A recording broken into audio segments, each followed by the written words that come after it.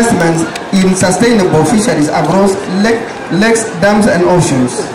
A flagship initiative is the Kaponyo Fisheries and Aquaculture Service and Training Center of Excellence in Nyando, Kisumu County.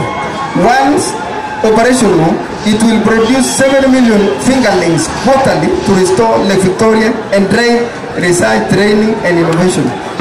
On the shores of Lake Victoria. Additionally, 5 more land sites are under construction in the coastal counties of Kwale, Mombasa, Kilifi, Tana River and Lamu at a cost of Kenya shillings 1 billion.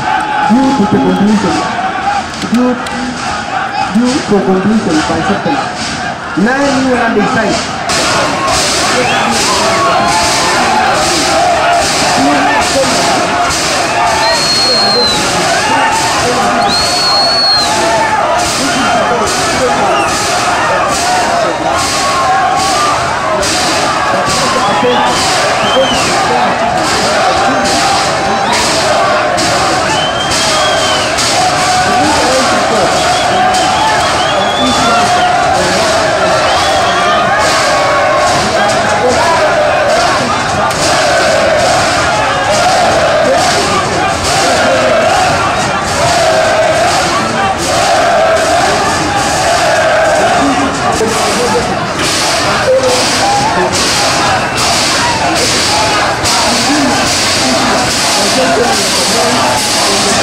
Hawa ndugu zetu tafadhali.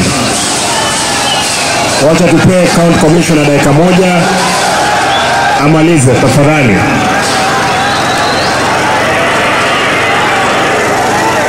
Bwana commissioner harakisha. Wamechoka na mtanyamaza kidogo tafadhali. Bwana commissioner amaliza.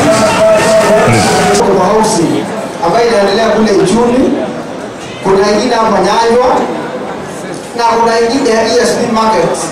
Tuko na Motondo, tuko na Ugembo na kuna ingine kule Tatu. Hiyo ndio ile miradi ambayo serikali inaendeleza saa hii. So sitaki nitaje mambo mengi kwa sababu hii